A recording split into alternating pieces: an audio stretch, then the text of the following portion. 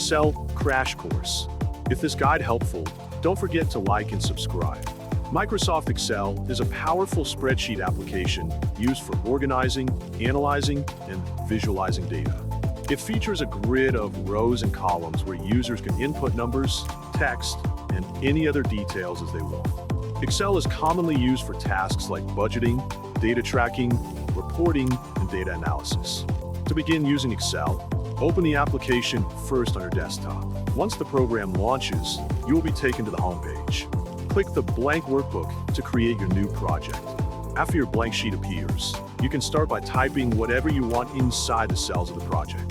After entering some data, double-click on the top order of any column to automatically adjust the size of that column. Now, select the entire data range by clicking and dragging your mouse over it.